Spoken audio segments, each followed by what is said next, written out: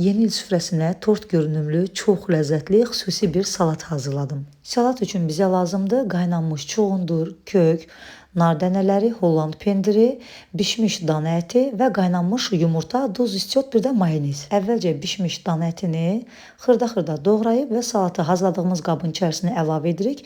Zövqə görə üzərinə duz, bir qədər qara istiot, 2 xörək qaşığı da mayonez əlavə edib yaxşı-yaxşı qarışdırırıq.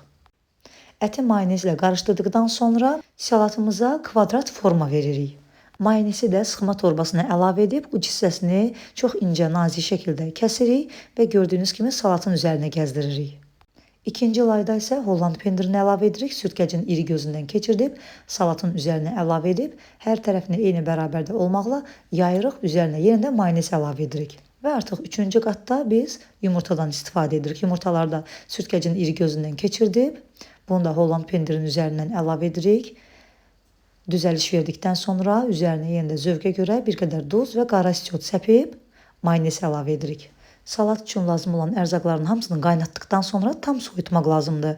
Çuğundurdur, kökdür, bunları mütləq soyutmaq lazımdır. Çünki isti halda olarkən su sala bilər, yəni suyu çox çıxa bilər. Ona görə mütləq tam soyuduqdan sonra qabıqlarını soyub sürtkəcdən keçirmək lazımdır. Kökün də üzərinə yenə də duz, qara istiot əlavə etdim, mayonez əlavə edirəm və burada bir layda nardan istifadə edirəm.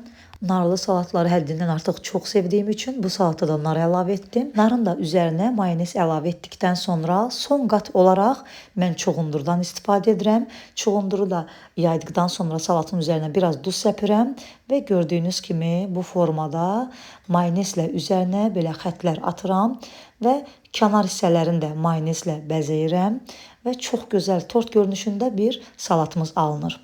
Sonda isə narla salatımıza kiçik toxunuşlar edərək salatımı tamamlayıram. Və budur, gördüyünüz kimi bayram süfrəsinə yaraşan, çox gözəl görünümlü, möhtəşəm bir salatım hazır oldu. Dadı da həqiqətən doyulmazdı.